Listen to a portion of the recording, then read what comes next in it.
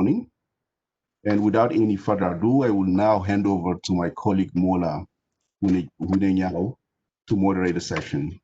Mola, over to you, please. And by the way, I forgot to introduce myself. So my name is Mustafa Sisi. I'm head of the Division of Knowledge Management, IT, Publication, and Conference Services. Over to you, Mola, please. Thank you. Thank you, Al-Mustafa. Thank you for your introduction and your opening remarks. Good morning, colleagues. Thank you for being here this morning. I'm Mola Hunenyao from the African Center for Statistics, Economic Commission for Africa. I'm pleased to be your moderator to this very first virtual book talk session. This book talk is organized by the Knowledge Management Service section, as Al-Mustafa said. We have an exciting presentation titled Geospatial Application for Sustainable Development by Dr. Ephraim. This is our agenda today. We have the presentation by Dr. Ephraim and followed by two distinguished panelists, Dr. Tulu Besha and Mr. Nongerma. Before that, as you know, the Sustainable Development Goals, or we call it the Global Goals, are composed of 17 goals, 169 targets, and 231 indicators. They have been adopted in 2015. We are like 5 years down the line, and these targets are supposed to be achieved by 2030. If we look at the data availability in the global indicators, 52 indicators out of 231 do not have a single data point for any of the African countries. This amounts about 20% of the indicators. Recently, the UN is to expand the data ecosystem, has turned to major private institutions, academic and research institutions as well, to help countries produce data for SDGs, where these companies and institutions can help, in particular with geospatial data that can be used to monitor a variety of the different SDGs. I think, as you know, one of the newest initiatives is Data for Now, which is a linkage of the Google Earth satellite data with the UN data. We have a number of data sets to help SDGs, like the mobile phone record, the social media data, Internet of Things, in acronym, we call it IoT. But the heart of it is the geospatial data. The United Nations Initiative on Geospatial Information Management also alludes to bring academic and research institutes to support the challenges of this data we are facing in Africa. Today's book talk, in particular, on the topic Geospatial Application for Sustainable Development, focuses on 5 research papers published by Dr. Ephraim and his colleagues. I would like to introduce you to Dr. Ephraim, who is going to be the presenter. Dr. Ephraim is a senior researcher from Emerging City Lab Ethiopia, Institute for Architecture, Building Construction, and City Development, Addis Ababa University. Dr. Ephraim holds a PhD degree from University of Berlin, Germany, and he's an assistant professor in Addis Ababa University. Dr. Ephraim has long years of experience, about 15 years of experience in research and academics. He has also worked with UNECA and other UN agencies. We'll have also respondents, Ms. Dr. Tulu Besha, and also Mr. Nugerma. I'll introduce them later after the presentation. I would like to give Dr. Ephraim the floor to give us his presentation, and I will give him 15 minutes to deliver his presentation. Dr. Ephraim.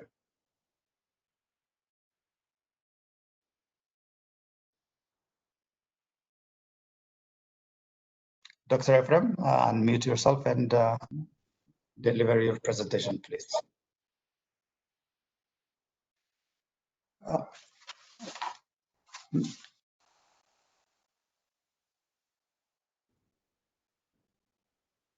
Okay. We were disconnected for a while. Am I live now? Yeah, yes, we hear you, Dr. Ephraim. Participants to use the Q&A feature to ask questions, and we'll come back to the question and answer session after the panels. So, Dr. Ephraim, please go ahead.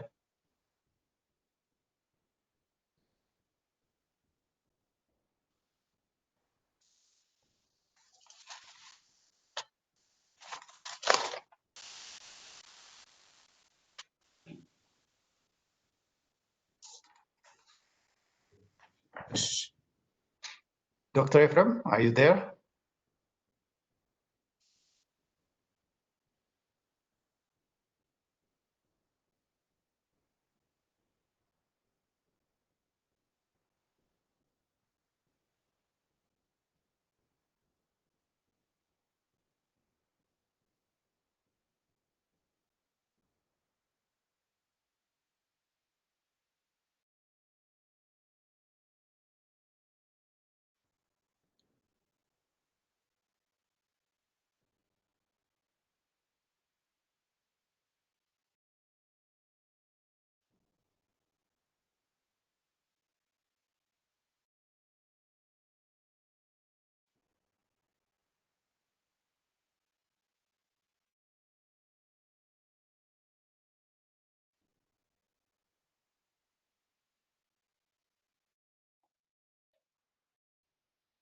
Dr. Ephraim, are you there? It looks like if Dr. Ephraim is not hearing us.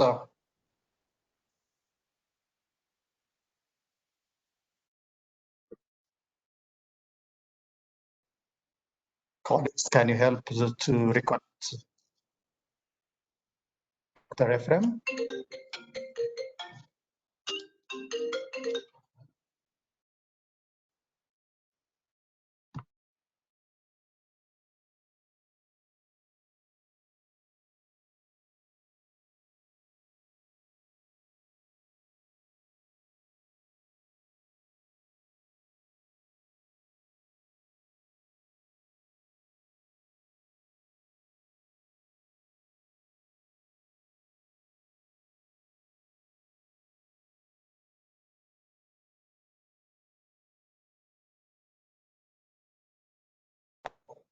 Apologies,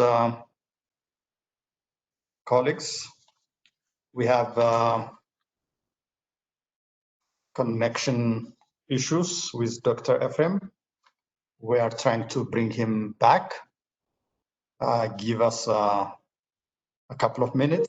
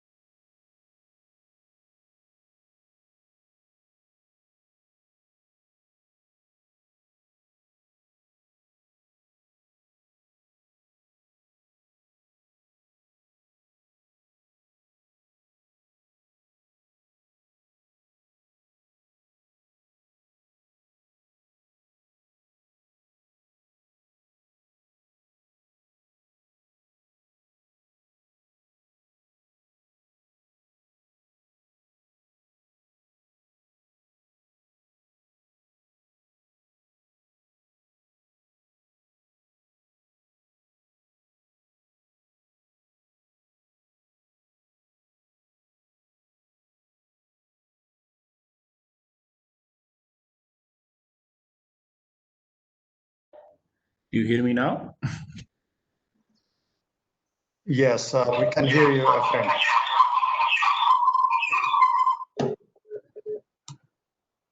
Go ahead, Efrem. Unmute yourself, please.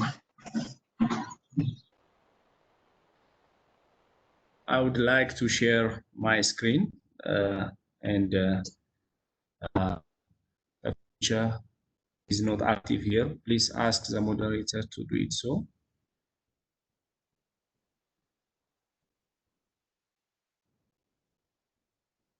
Okay, now I'm granted. Thank you.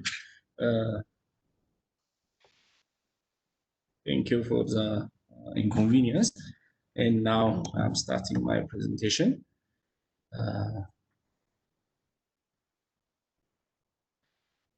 The outline of today's presentation focus around introducing the concept, and then I will demonstrate some selected examples, and then we'll go to the outcomes and the conclusion part. So we have diverse audience, expecting that audiences from diverse background. I will start with defining the geospatial concept so that we can be on the same page, and showing some SDG geospatial hubs and UNGIM, and what the UNGIM academic network and our project entitled Integrated Infrastructure, where we completed most of our research activities within this research framework. So generally, when we are referring a concept of geospatial technology, we are referring to diverse applications like GIS, Geographical Information System, spatial analytics, global navigation system and positioning, observation activities, and at the same time scanning. These are four major areas, and in each categories activities like in the case of scanning, the LiDAR, the laser scanning, radar can be included in the like. So this is the domain of work of geospatial technology. It's known that the 2030 Agenda for Sustainable Development, through its paragraph 76, give focus for developing countries, particularly for African countries, developing states and landlocked countries, to give focus on sustainable development. And in relation to this, this agenda promotes a transparent and accountable scaling up of appropriate public and private cooperation to exploit the contribution made by a wide range of data, including as observation, geospatial information, and related aspects. So within the framework of sustainable development, United Nations Initiative on Global Geospatial Information Management aims playing a leading role in setting up the agenda for development of geospatial information, and it promotes uses address key global challenges. So it provides a forum to liaise and coordinate among member states and between member states and international organizations. So in order to here make sure that going is that if connection is not working well, you can follow the presentation also through the slides. So it's a backup mechanism that we have developed here. Sure about the connection. So here, geospatial technology can be summarized in this diagram as an example to how it can be easily correlated with each and every sustainable development goals. So spatial data of social, economic, and environment in different categories, like we go to the social category, indicators for poverty, education, health, population, and these all measurable variables can separate into layers, and then this can go later to the system.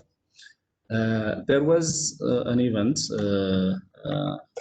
at UNECA, the fourth high-level forum, and in that UNGJM forum, there was one declaration to discuss about academic network deliverables. Here in the UNGJM academic network, this forum established as a strategic knowledge research and education arm to assist its activity and objectives. And using that declaration, different activities were conducted by stakeholders here and there. I will summarize here the major functions of this academic network, and some are stated below here. It provides forum for coordination and dialogue among academics in the research from the Geospatial Information Management Community. This is one. This is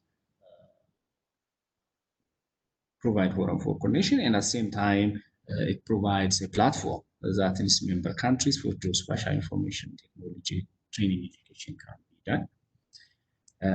And then it undertake work that's able to contribute to sustainable development goals. This is what we're going to see. And undertake activities that foster collaboration between universities and encourage the development of and sharing geospatial analytics. In the coming slides, we'll see some selected examples of the final task, encourage development and sharing of geospatial analytics. So the research framework that I've mentioned earlier, integrated infrastructure, is a planning strategy for emerging cities in sub-Saharan Africa. Within that big research framework, our research focus was on 3 selected thematic areas. This interdisciplinary international research was done between the Bauhaus University of Germany and Addis Ababa, the EIB University. So this research project focuses on 3 major areas. These are simulation, technology, and participation. So as part of the simulation task, this GIS modeling and others were undertook. So after doing the research, there were different outputs, and these were published in various journals, and some are related with the geospatial aspect of the research framework are listed down here, and we'll take one example in detail, the extent of work that was done within this general research framework. And it was published in one of the Elsevier journals called Applied Geography. So this was focusing on in the land water uses, and this falls under the general category of Sustainable Development Goal 15. that is life on land. It is one case study, as I've already mentioned. Land and water resource, these are the main source of people's livelihood, and it is a critical resource used to support socio-economic development, and their degradation are critical problems. So we need to fight that, and to understand that, first we need to do land use change studies, how it is evolving. And human land use and change activities have significant influence on the watershed processes. This is the watershed hydrology, water resource quality, and associated biological communities, and decrease the availability of different products and ecological processes are there. So knowledge of their change and the pattern is essential for sustainable management and development. So that's why we need to analyze the areas. So to give some rough background for those who may not know where Lake Souaise is located, it is one of the Rift Valley lakes, as you can see on the map. And environmentally, this is vulnerable due to its nature. So specifically, the Lake Souaise watershed covers 7,000 square kilometers. And it's located in two different regional states of Ethiopia. So there are two major inlets feeding from the west and from the east. Generally, the lake is shallow. So, and generally it is located at 1,600 meters above the sea level. So what are the main problems that we have in this lake is one related to human activities. Due to intensification, we have very high water abstraction from the lake. As you can see, there are big water pumps installed on the side of the lakes, and using this pumping, this vegetable production is done, and vegetables by their nature are very water consuming. So intensification of change and increasing application of agrochemicals is there, and when you have this huge amount of agrochemical usage, the water quality deteriorates significantly. So and the hydrological dynamics are also significantly affected. So the different data collection techniques were used in order to complete this task. So starting from the physical data, images were used, satellite image, Landsat was used of different generations, and ground truthing was done after supervised and supervised classification were conducted, and for that, error metrics and the usual procedures of accuracy assessment were applied using various software. And socioeconomic data discussion with people were conducted.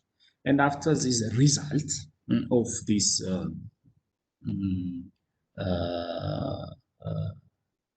undertaking showed the following.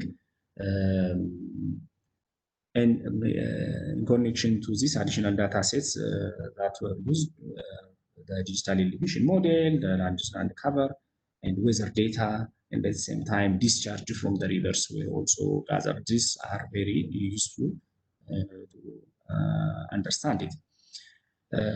When we come to the land use, land cover change, as you can see here, in the past, we can say for decades, 1973, usually initial for where the Landsat first launched. So historically, the data displayed spatially and using graphs. You can see how agroforestry, okay, there was no significant change in the past 3 decades, you can see, but cultivation, the land, the cultivation area raised significantly.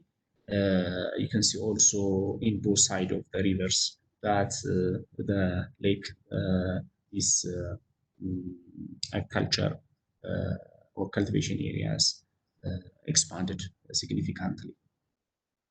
The forests are located on the mountains, so for the time being, it's not main problem, but woodland dropped significantly. You can see here from the gain and losses. So, and settlement is also increasing, particularly when you see the second phase, 1989 to 2014, the settlement pattern boomed, and this fast or rapid urban establishment is also usually a threat in all aspects, whether it is degradation of the land, and at the same time the water abstraction, deterioration.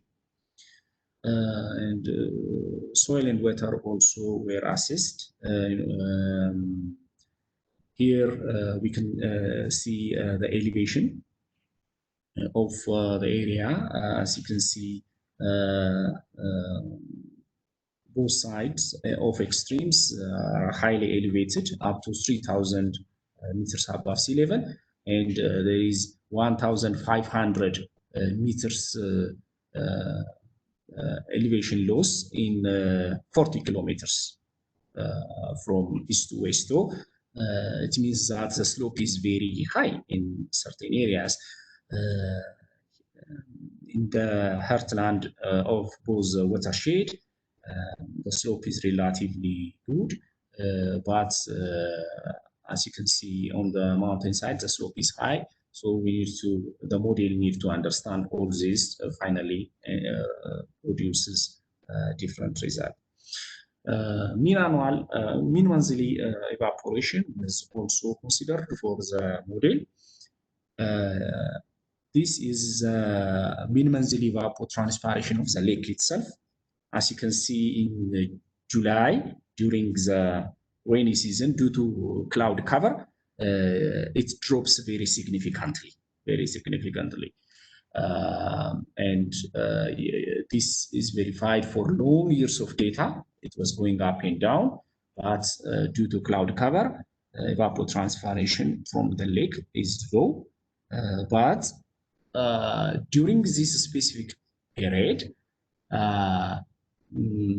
from the watershed, particularly from the watershed, the evapotranspiration is high, and you can see here the rainfall has also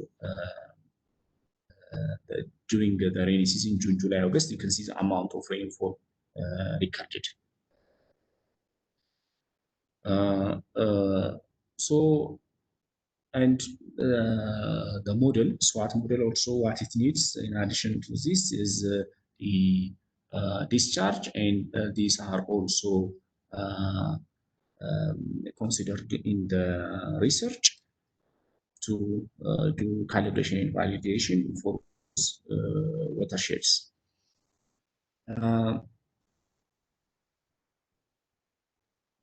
This was already summarized, so I'll pass it. Distribution of the mean annual discharge. You can easily see on the map there are some specific sub-watersheds with very high discharge, particularly the one shaded with deep blue, come up with a high amount of river discharge. And sedimentation within the category is also existing, and there is high sedimentation within the watershed from the higher slope and higher elevation area materials transported to the lower and sedimented in different parts of the watershed. So after analyzing all this data using the analysis methods, there are some planning recommendations done in the following slides. So this, the one shaded with orange color with stripes, is very high erosion risk area, and there are areas with very low erosion risk area, and these are easily extracted for planning and policymakers. And after having this result, planning strategies of sustainable approach can be designed. Which area should be treated or planted and the like. So these are some of the interventions that can be done, or there could be some physical measures later that can be seen as a strategy. So here, all in all, some useful takeaways for policymakers and planners after the geospatial analysis can be summarized in the following way. Generally, there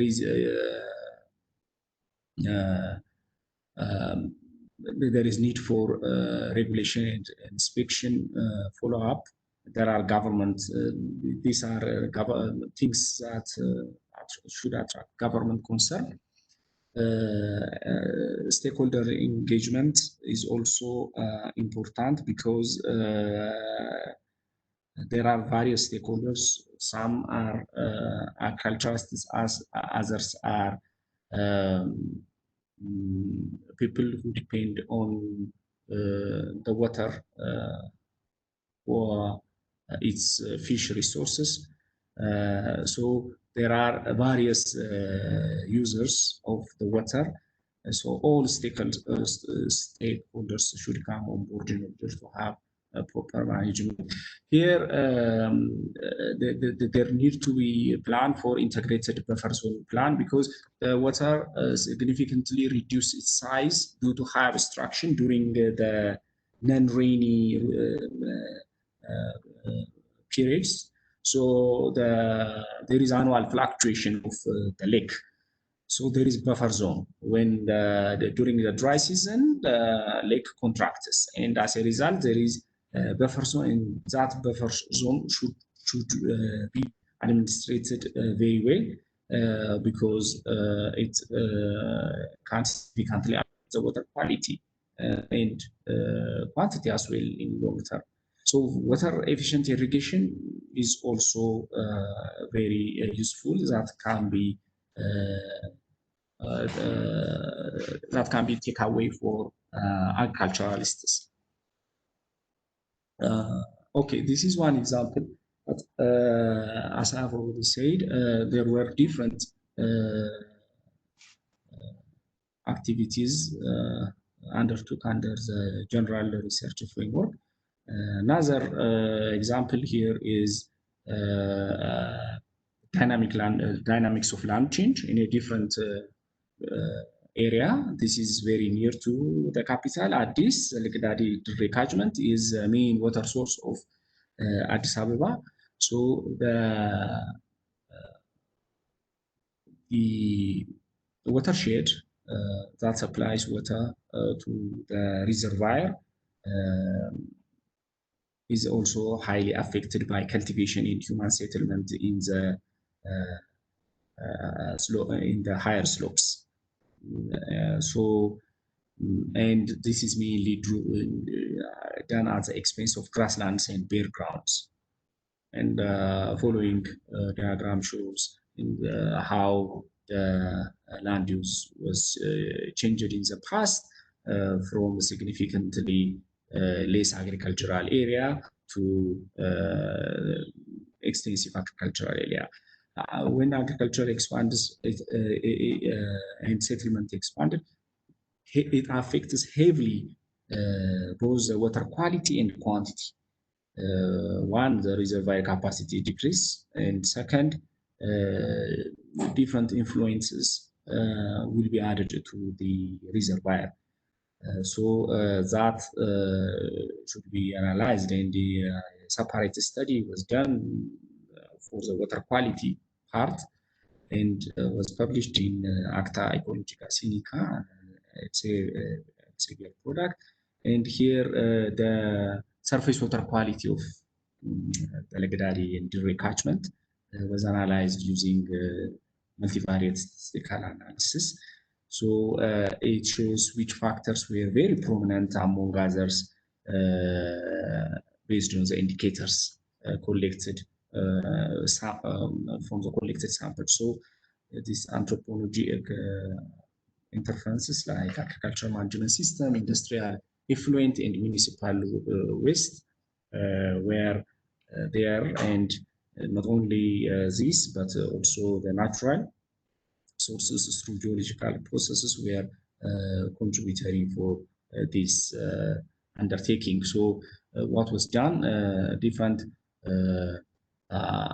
sample points were identified, and from each areas some water samples were collected and analyzed in laboratories, and which specific this is analyzed by water experts, but spatially analyzed. So the water experts give the inputs. These are harmful and these are bad. Those area can be, those useful information can be analyzed through space and time. That is where the geospatial aspect of the analysis comes. So usually you do in a team, different group of experts give input, and finally you come to a solution.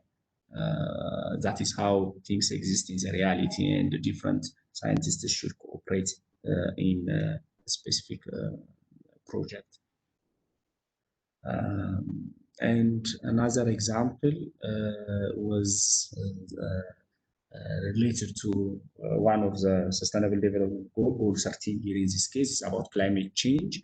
So this was done as a GIS-based quantification and mapping of climate change vulnerability hotspots in the capital, in Addis. So this vulnerability can be induced by different factors, in addition to the main indicators like increase in runoff due to intensification of rainfall and increased runoff and the like. So sensitivity layers were produced from this, and population were considered, housing types, and the way that the house is constructed, whether it is from mud, wood, or bricks, were also considered. And finally, after processing all these variables, vulnerability was analyzed, and sensitivity of different categories are ranked here. For example, in the inner city, due to the contributing factors, there is higher sensitivity. So this is one example that climate action can be achieved. Coming back to another life on land or goal 15 indicators, is this analyzing national parks. National parks by their nature are very useful for biodiversity and sustainable usage of our environment. So the national parks are home for large and small mammals. This specific research analyzed the anthropologic landscape change of the abundance and habitat of terrestrial large mammals in the Sahara. And here it showed huge interference of human in the park. You can, with some selected representative spatial output, geospatial output of the research, you can see, you can identify how far tin roofed houses are constructed within the national park, and livestock usually not expected, but the sightings were very high, and human sighting. These are residents, non-touristic human sightings were identified, and grass and mud houses were also abundant. So this is a huge concern because we need to keep our national parks as safe as possible from human intervention, because these are places for biodiversity. So all this together will help to understand our environment and where we stand in terms of the sustainable development goal targets. So the outcomes are shared outputs and GeoDesign collaborations. I will describe it shortly, and a platform and the way forward. So there are hubs existed to share usually output, like map story and the like. ArcGIS took one initiative to share our outputs in the display there, but the output from this work, like publications, are one way of sharing our knowledge and the general findings of research and undertakings. So this is one output sharing platform, the ArcGIS Hub. You can visit it. And another initiative done by International GeoDesign Collaboration was recently published a book in this form. So different universities from different countries were collaborated in this manner. And here we have also universities from Kenya and Nigeria involved in the to contribute for the international GeoDesign collaboration. The main purpose of this is to plan together. This is an endeavor of planning together. Usually, plans. Dr. Ephraim, I think, can you finish? Okay, very good. 1 minute, because we need to give respondents time and also to come back with question and answer session. Thank you very much. Thank you for reminding me. I will wrap up. On the way forward, generally there is immense geodata were collected in the different undertakings, and we used for specific purposes. However, but there is a national spatial data infrastructure initiative, and this initiative will help us to share our data, but in the real sense, this is not on the ground yet. But the need is paramount. The need to do this is very high, as partnership or goals and achievements is very important. So to do this task, supporting these data collection apps and the like, another form can be proposed by technology groups to achieve the sustainable development or geodata collection task. And to do it so, we need a reliable platform for this sharing, not only technological tool, but the platform to share data and to give multiple purpose for the data collected for a specific task. Yeah, I can like this. In the discussion, I can mention the remaining points. Thank you very much. Thank you very much, Dr. Ephraim, for this interesting work on data specifically. I think if you look at the official statistics landscape, traditionally we collect data from censuses, surveys, and admin records.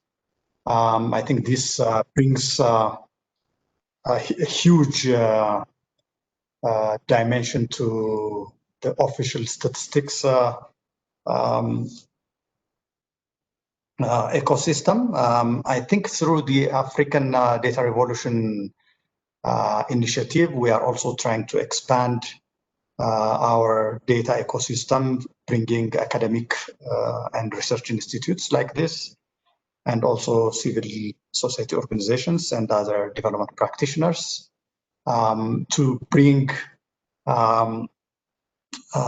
depth and detailed data, as well as real-time data to help policy formulation and decision making at all levels. And thank you very much for that. Let me invite the panelists. Mr. Ngerma, who is a Senior Geographic Information System Officer at the African Center for Statistics, ECA. I think you all know him. He doesn't need introduction. Let me also give you a little bit of background to Dr. Tulu Besha. He received his PhD from University of Edinburgh, UK, in 2010. He worked at the Ethiopian Space Science and Technology Institute as an assistant professor. And recently, since 2018, he is the Director General of the Geospatial Information Institute. He also contributed to numerous scientific publications, supervised post-grad students at master's and PhD levels, and he's also a member of a number of governing bodies related to geospatial and related offices. So as a tradition, we would like to give to hear from the guests, who I'm giving Dr. Tulu, but I would like to ask him how the government is also benefiting, in addition to responding to the presentation, how the government is also benefiting from such kind of brilliant work done by academic institutions, not only by the Addis Ababa University, but also other research institutions in the country as well as globally. Dr. Tulu, you'll have 5 minutes. I'm going to be a little bit hard in keeping time this time around. Please go ahead.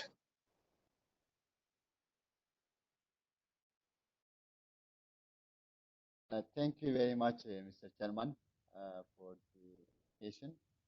It's a pleasure to be a panelist here. I would like to reflect some critical information on the geospatial information, production of geospatial information at the research level, also innovation in terms of developing different applications. Different universities globally are engaged in the geospatial science, including the application of remote sensing, Earth observation, and also Earth observing system and global positioning system to leverage advantage for attaining sustainable development goals. So globally, there are many research in this sector, and 80% of decisions are also based on geospatial information. And we can see that how geospatial information is very important for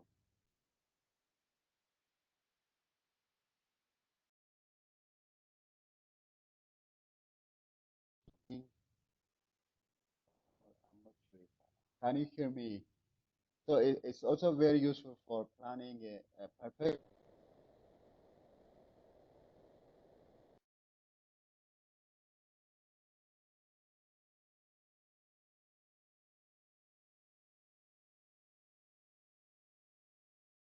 spatial information can really leverage the implementation of SDGs. In this regard, various Dr. Tulu, if you don't mind, you can switch off your video to use the low bandwidth you're experiencing. so sorry, maybe I have to. You can switch on the video to use Yeah. optimally the bandwidth. Yeah. So Okay. can you hear me now? Yeah. So Yes, I can hear you.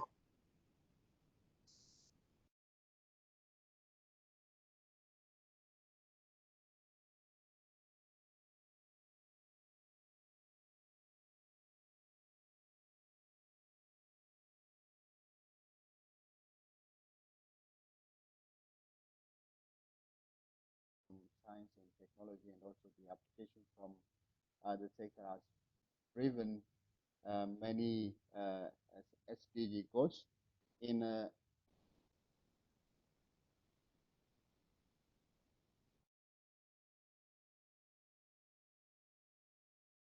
research and decision making. We can see advancement in space science, mostly dedicated to provide remotely sensed data for research purpose, for planning purpose, and at the national level, the geospatial information is really currently given much more higher priority. We have many universities in the country that provides postgraduate training in remote sensing and Earth observations. And also the research at the university level is mostly focused on the attaining to address applied research that can really leverage development in terms of environmental, to address environmental issues like climate change, environmental monitoring, and monitoring of natural resources. So currently, the universities are really focused to enhance the application of remote sensing and observation to look to environmental monitoring, like monitoring of forests, wetlands, lakes, and also water bodies are being given much more focus. There are many policy issues also that drives research from academia and the industry to address the national needs in terms of leveraging access to clean water, and also our policy on the natural resource management. We have been working quite well in terms of, for example, enhancing the agricultural sector. Policy related to land degradation and water resource efficiency has been implemented since 1975, and this has contributed to the overall productivity in agricultural sector. But still, we need to secure maintain food security through effective land utilization and land interventions to land degradation issues and water utilization. And also, our water policy is to provide watershed management and also to research on overall water resource management for equitable and efficient water use.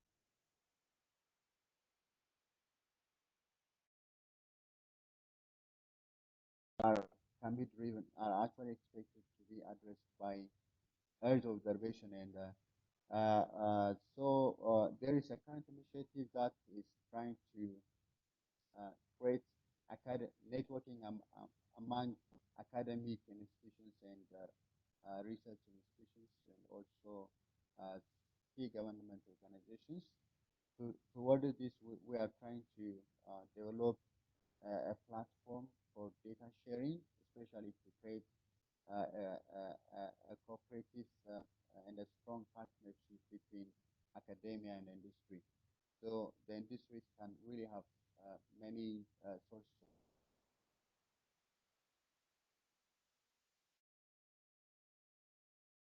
of environmental challenges. So the networking will leverage exchange of information, but also to build experience that can be focused to do joint research. We are initiating joint research with universities so that the universities can really tailor their research to address the SDG goals. In this regard, data sharing is one of the most critical tools that can really advance cooperation among government agencies, also with global partners. So the data providers and experts in the scientific domain can use this opportunity to do research that can mitigate climate change issues, natural resource management and conservations. So usually geospatial is one of the key scope and tools because it's quite wider. It covers a lot of different techniques, including remote sensing, meteorological, and also geodetic and other Earth observing systems. We are currently trying to address national development agenda by providing key critical geospatial information, including aerial photogrammetry and also base maps from satellite imageries. So this all can drive the development in the agricultural sector for urban planning and development. Also to address key development sectors in water resource utilization and also infrastructure development, especially development of mega structures, including hydro dams, which are very green energy. Like it's actually one of the resilient climate change interventions that can be used to provide carbon-free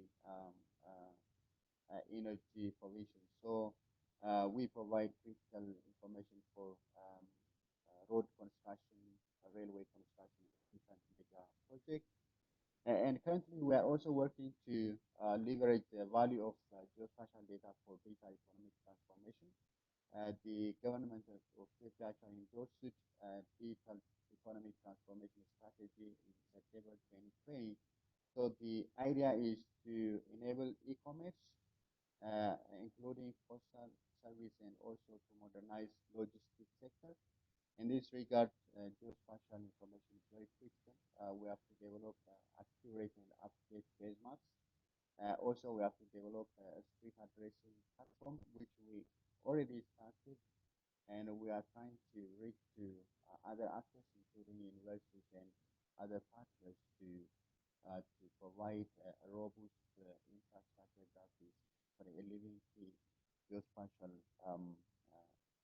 infrastructure that will be updated in the future. So this sort of all interventions related to the fourth industrial revolution, digitization is one of the next industrial revolution, and geospatial as a key step in that.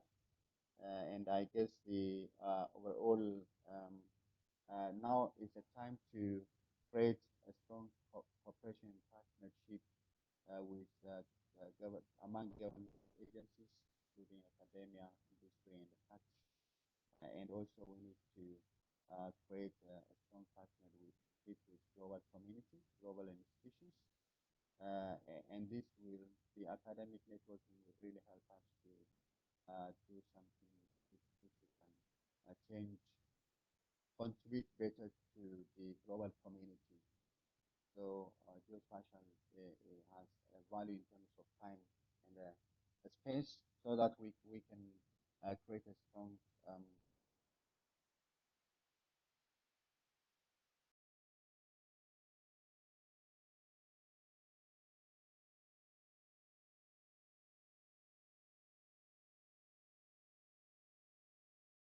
the research can be replicated in other parts of Ethiopia. Also, this can be used for exchanging experience with at a regional level. Maybe at IGAD level also we need to address environmental issues and monitoring of land and water resources and other, especially forest. It's very important thing to focus on, and we can create expand this one to other African countries, and we can learn from each other and to cooperate.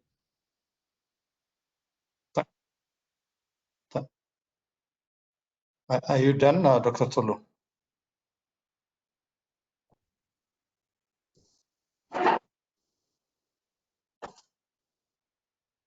Yeah.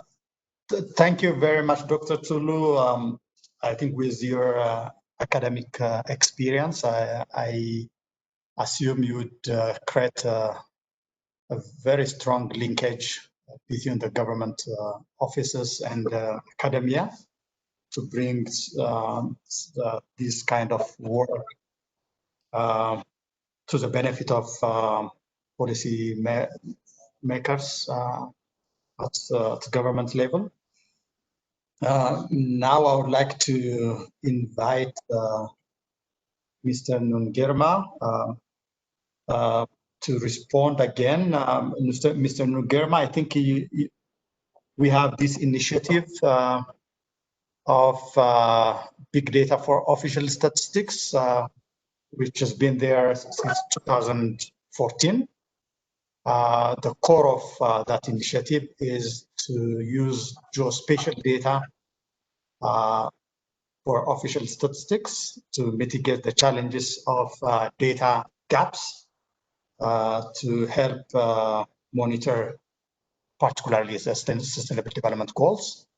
I would like to hear from you. I know the initiative, and GGIM Africa, that you are closely working with the academic institutions and also the academic network you established. But I would like to tell us also the linkages and the way forward, as well as responding to the presentation. I'm going to give you 5 minutes again, because we are running out of time. I think our session is ending in 15 minutes. Let's give also the audience a bit of time to ask questions. Mr. Nungerma, you have the floor. Thank you, moderator, and good morning, colleagues. I followed very closely the presentation made by my big friends, Ephraim, and my understanding is that this presentation reaffirmed more or less two things I want to highlight here. The first one is that all the challenges, whether they be economic, social, and environmental, we are facing at the continent level require innovation and more importantly, collaboration and partnership. And most of the examples and research topics being conducted by Ephraim and his team talk enough on the need for us to continue innovating and using a new frontier of solutions to respond to these challenges.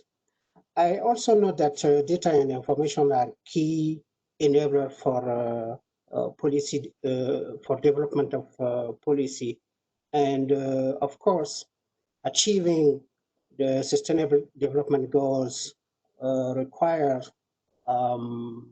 reliable information, not only at local level, as we have seen this morning, but also regionally and even at the global level.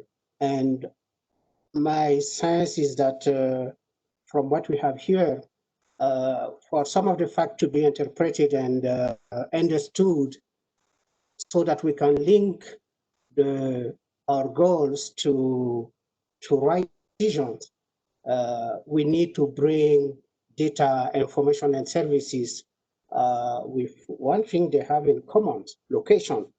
And this is a very important thing as we track and monitor specifically the sustainable development goal. And we can see from the presentations and from various studies across the world that the SDGs are not only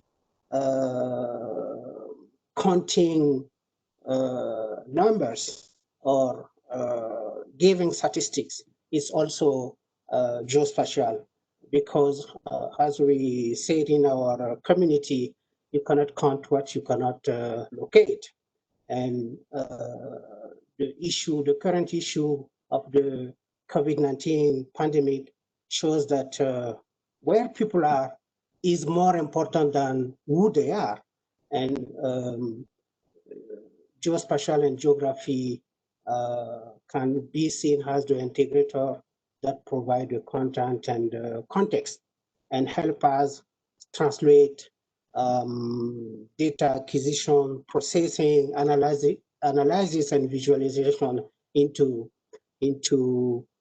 real-time monitoring and management and decision making. So from the ECA perspective, vis-a-vis to the presentation made this morning, I wanted also to underscore two aspects. The first one is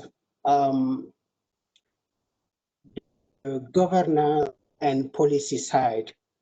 As you know, ECA has been working for the last 50 years, from at the beginning in the 60s, when the United Nations established the UN Regional Cartography Conferences to assist the newly independent country to map their natural resources, to understand their landscape through processes such as the Committee on Development Information, Science and Technology, and now the NGGM Africa Initiative. We have been working to strengthen governance of geospatial information across the continent. The global idea behind that is that we have the vision that spatial data must permeate every aspect of our society, so that anybody, African people, can be capable of appraising data they need at the time they need it and in the form they can use to make decisions. That's why at ECA, we have a dedicated section on geospatial information management, because it matters to ECA because everything's happens somewhere. And then whatever you take a decision, whatever you plan, whatever you implement, whatever you monitor and track, you need spatial data. Second, we have been working to meeting some of the urgent development need and the SDGs, the Agenda 2013, and more importantly also the Agenda 2063 of the African Union are some of the development frameworks and need we have to provide with up-to-date and relevant information so that decision can be informed and can be sound and grounded with facts. The third aspect is that, of course, we have seen, and Dr. Tulu mentioned it in his intervention, that we need to ensure that data, product, and services that are developed can be made available to users. That means that in all aspects of government services, citizen day-to-day business, we need the locational management of information so that people can make decisions. So in this aspect of the technical side, I wish to inform in relation to what has been presented this morning that ECA is working to develop what we call fundamental geospatial data set for the African continent. And recently we are about to publish a white paper on the spatial data taxonomy with a matrix identifying the geospatial data requirement for monitoring and implementing the SDGs. And I can see a lot of commonality and linkages with what is being done at the academia level so that we can take advantage of some of the findings and translate it into concrete action member state can implement in their day-to-day business. Linked to that, we have also working to develop what we call the African Spatial and Statistical Framework, meaning a policy mechanism that will help African countries to move into the integration of statistical data and geospatial information so that we respond to this motto of living now and beyond, because you cannot ensure that everybody is part of the system if we don't know where they are. So my sense here is how do we ensure that some of the findings from the academia can be translated in policies and also in operational activity on the ground to assist our member state. I would like to finish here with the aspect of the academic network. As you may know, ECA is the Secretariat for the United Nations Global Geospatial Information Management for Africa, UNGGM Africa. And as such, we have been putting in place a certain number of working groups. And recently we had a meeting in November in Kigali.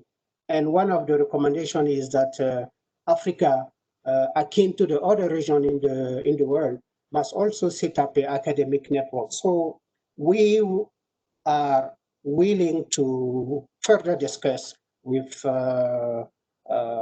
Addis Ababa University through EFREM and other universities in Africa to set up this kind of network that will assist UNGGM Africa with advice and way of making sure that innovation and technology as part and parcel of putting in place the geospatial information framework for Africa. So I will stop here, and maybe through the discussion, I will raise some of the question or issue we need to put forward through this very interesting work from Ephraim. And thank him for making this presentation this morning. Over to you, Mr. Moderator. Thank you, Andre. I can see the very strong linkages you have with the academia. And as well as it's also interesting that you raised the issue of the Agenda 2063 that we also need to provide data with to monitor its progress. And in addition to that, we need to also to be mindful of the national development agenda in the various countries. I think this work should also support the three agendas, the SDGs, the Agenda 2063, and the national development agendas. And the GIS in its core provides real-time data. And also, as I said, detailed data, which is in line with the motto of leaving no one behind, as you rightly alluded to. So without further delay, I would like to open the floor for question and answers. I think facilitators, if you gathered questions from the chat or the Q&A, please bring it forward. I don't see any, but like to open the floor to attendees to ask questions to the presenter as well as the panelists.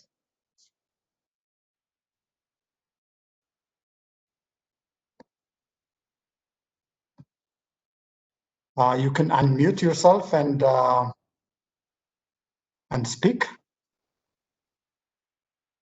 I'm not seeing any alert or a hand now.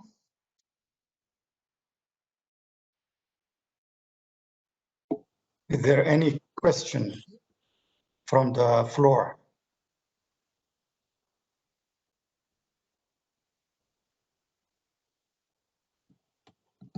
Mola, I can see also a comment, and which is at some point a question that we also need a private sector network within the UNGGM Africa process, which is true. Yeah.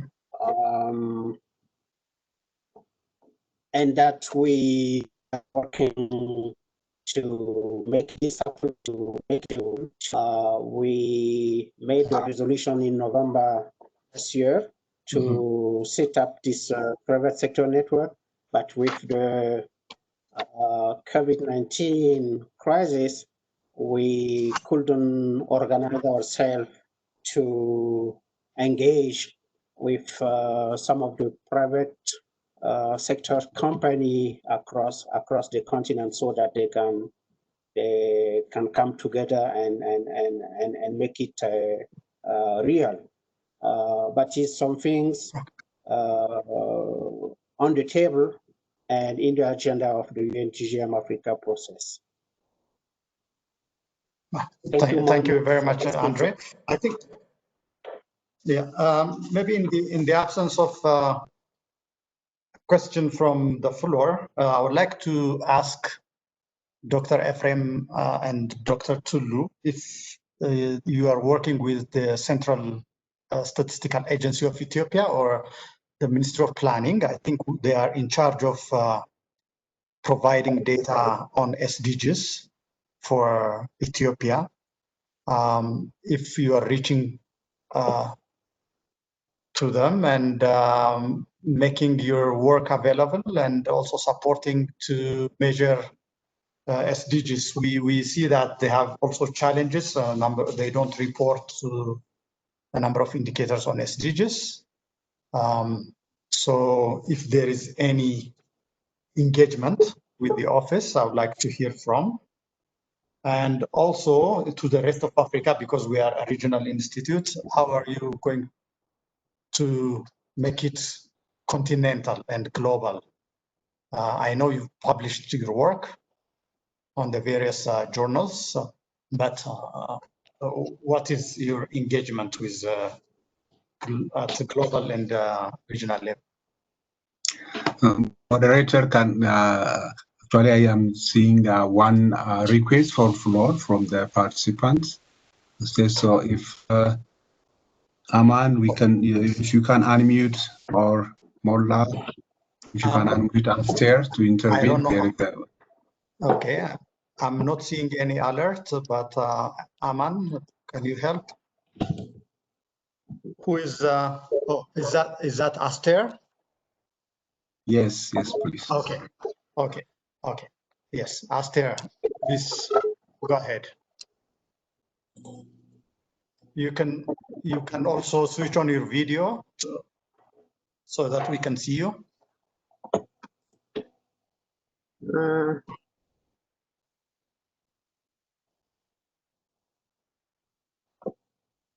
Okay. Thank you, moderator. I would like first to congratulate the knowledge management section for making the book talk possible virtually. And I'd like also to thank Dr. Ephraim for his interesting presentation. Dr. Ephraim, your paper focused on SDG, life on land, which is interesting, and the specific focus on the case of Lake Zuai, the Rift Valley Lake.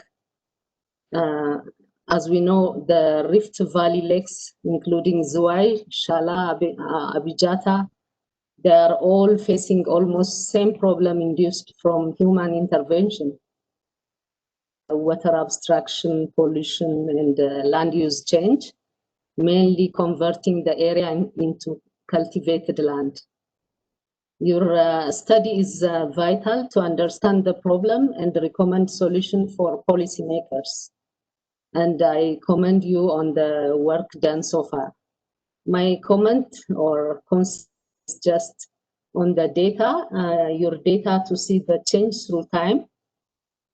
It might have been good to use the latest data set from like 2017 or 2016. I don't know when this study started, but it would be good to use the latest years for comparison instead of the 2013, because the situation within the past 5 years would be different, especially in land use change, and the recommendations also would change, would be different. So finally, I would like to commend you on the work done on, especially on the data sharing effort, your contribution to the SDG Hub and the like. So thank you again for your excellent work and presentation, Dr. Efe. Thank you, Aster, for a question. Can I give the floor to Dr. Ephraim to respond? Very quickly, because we are running out of time. Good. Thank you, Aster. It was really very good contribution and reflection. Yes, you're right. The data used for this research was compared to the time that we are in, it's way behind. Of course, as you've already mentioned, that the research part was done earlier, and the publication then was. This is one of the early outputs of the activity, so that is why it was a bit behind. But there is a follow-up study already going on. So the recent progress will be included in the previous one, and that output will be very useful in the future. So I shortly like this. Thank you, Dr. Ephraim. Dr. Tulu, do you have any response? Yes, thank you. Okay. Mr. Chairman. I think we have been trying to actually, we have no really strong cooperation with the agency on some technical research issues. Now with the IGF Integrated Geospatial Information Framework, we are currently working with the United Nations Secretariat to develop a national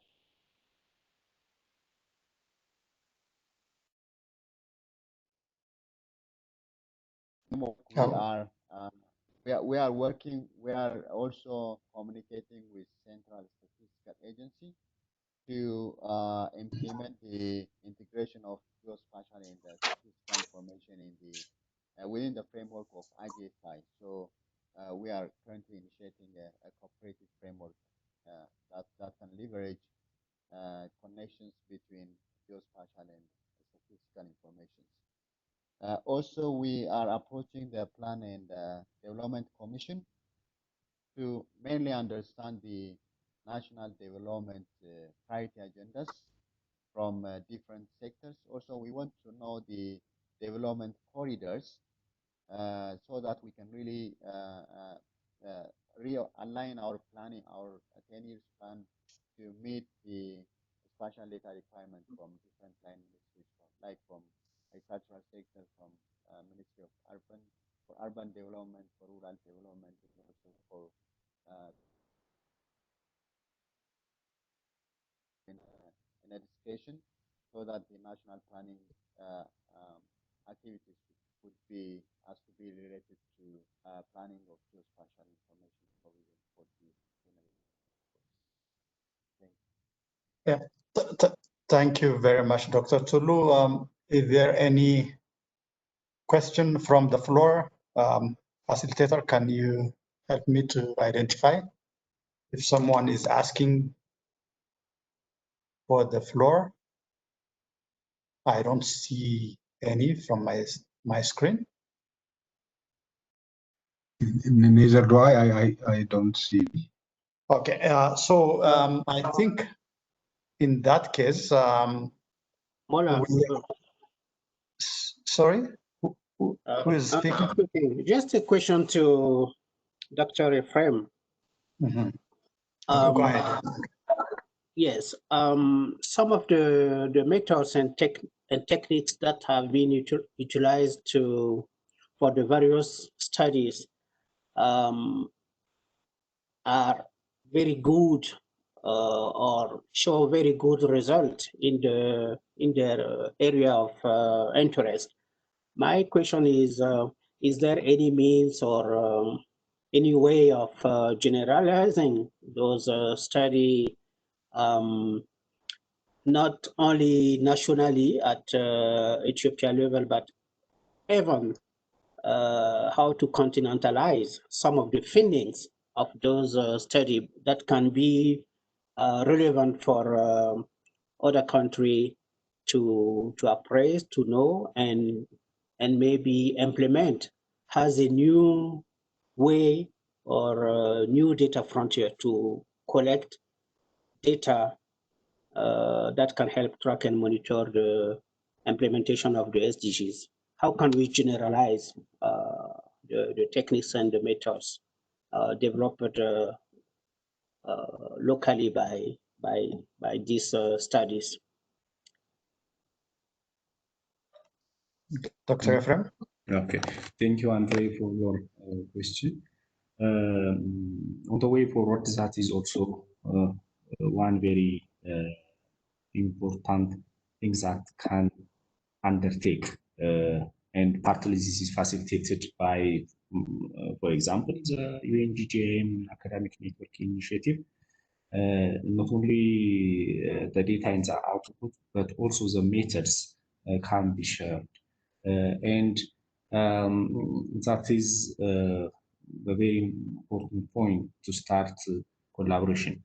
In the GeoDesign Hub, we are cooperating for certain activities from universities with the University of Nairobi and universities from Nigeria.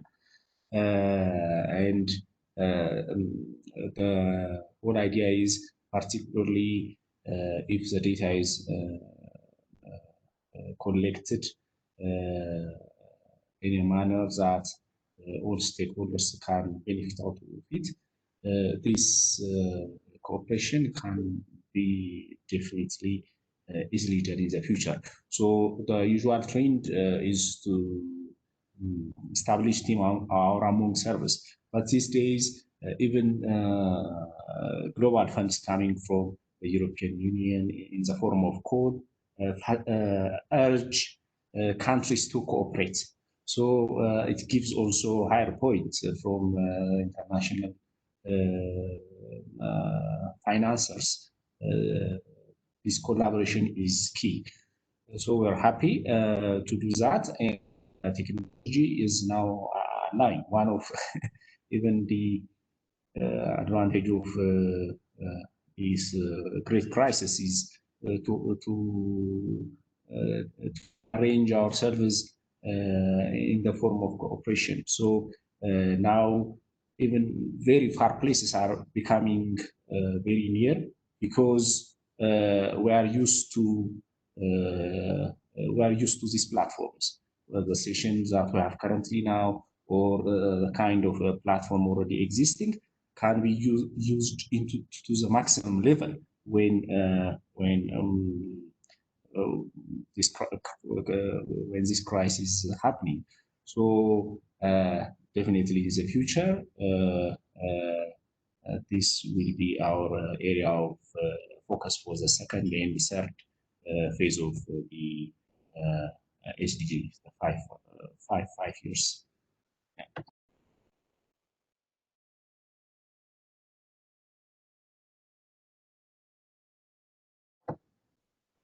Yeah, thank you, Dr. Ephraim, for your response. I think we are running out of time.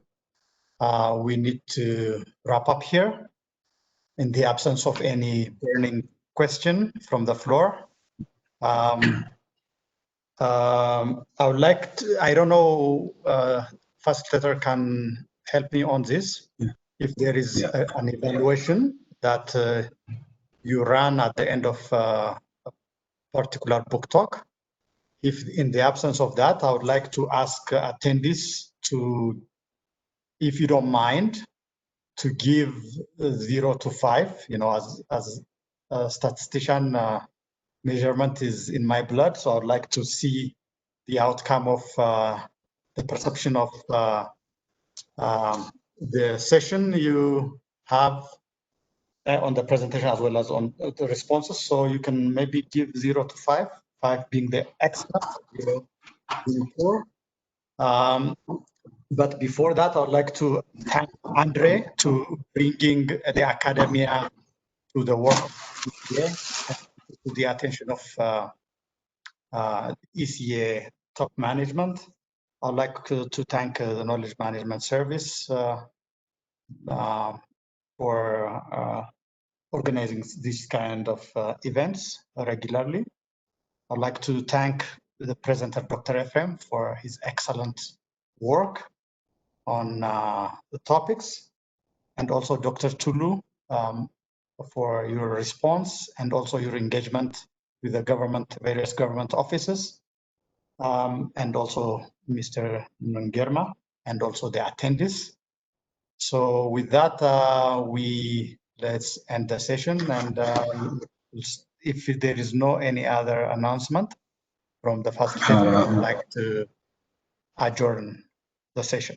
Thank you, Mr.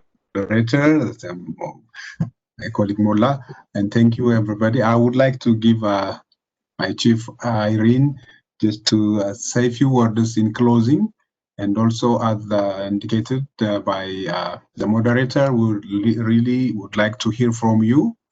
Since this is the first session and virtually, your input and comments would help us to improve this process, and we'll engage with you. We have the list, and so we appreciate that. Irene, if you could say a few things in closing, that would be appreciated. And in addition, I would like also to trouble you one more time to switch on or start your video so that we can take also a screen capture at the end, like we have done at the beginning. So the panelists, including Irene, if you can switch on your videos for 1 second.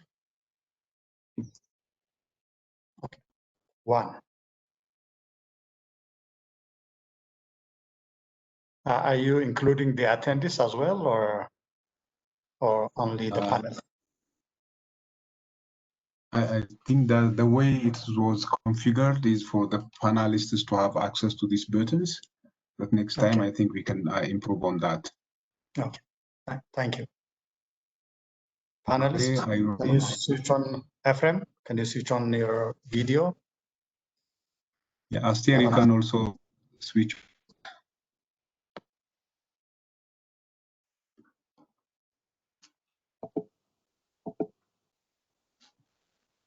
Irene?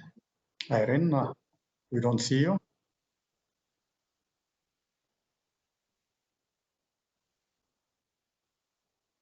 Irene, please switch on your video. Okay, now moderator has enabled everybody to, so if you can have everybody switch on your video. The host has enabled for all of us to have this opportunity to switch on our videos. All participants and panelists. You can see Mr. Timulali. Great to see you.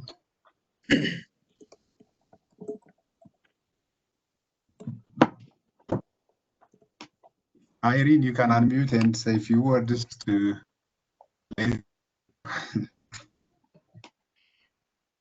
Okay, greetings everyone. I want to say thank you to Dr. Ephraim and Dr. Chulu for taking their time to come and grace us in and open our virtual book talk. I want to thank the team, Girma and the rest who have really worked hard to try and initiate this. We've been talking and trying to get people online, but it has not been easy. But I'm very happy to note that now we have started. Now, I want to take this opportunity to recognize everybody that has been in the chat. I know that we have had challenges with Timurlali. How are you? Fine, thank you. Yes, I have to acknowledge that we had a lot of technical glitches, but we will look into this since this is going to become a regular feature so that we try and attempt and use probably other means other than WebEx, and this maybe would go to our IT guys. Having said that, I want to say that, GIS is something that we've been very close to, given that we were part of this big department. Timulali, we were part of that.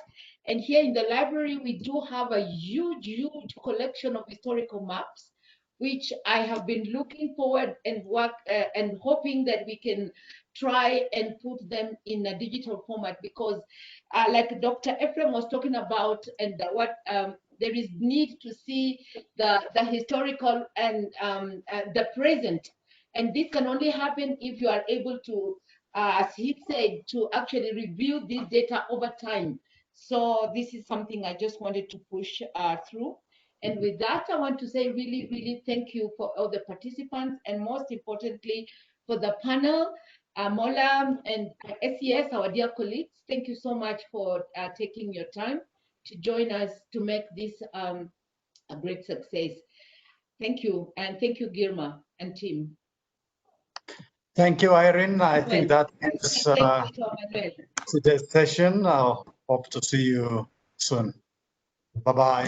Thank you, Mola. Thank you for the great moderation. And bye, friends. Bye-bye. Bye. Bye-bye. Bye. Thank you.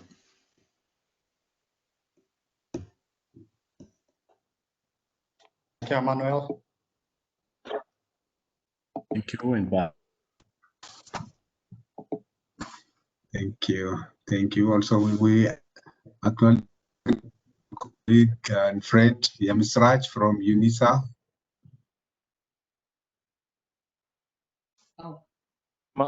When you confirm, I'll end the meeting. Sure. The recording will be made available. Great. And the vote, if you don't mind, facilitator, if you can have a voting system automatically for attendees to vote. Thank you for this important comment. We haven't worked on that, but we have the possibility of having a vote, but we don't work on it. When you say voting, maybe you're calling the coordinator, just so you know.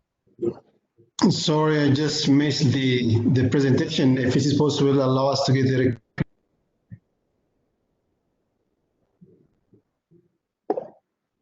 will be made available at the radio.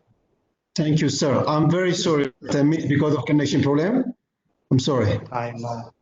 That's understandable. Yeah, thank you, sir. Thank you. Okay. Wonderful. Thank you so much. Thank you, Emmanuel. Thank you, Irene. Thank you, Girma. Thank you, all the colleagues. Thank you, Aster, Mola, everybody. Thank you so much. So we look forward to more of you and more of these events once every month. or even twice. Hi, Irene. I like your enthusiasm, Irene. Yes.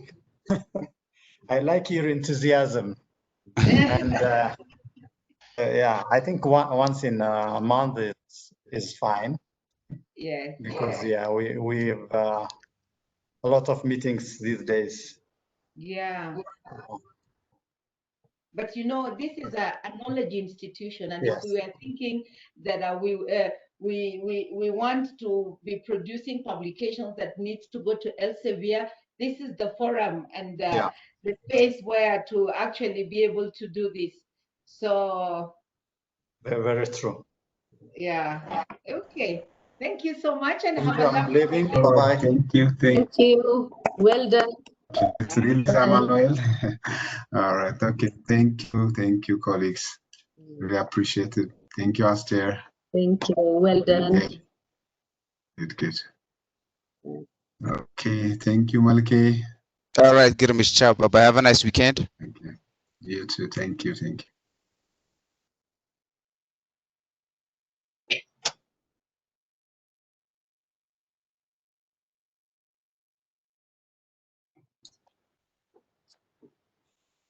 Aman, now officially close this meeting from your side.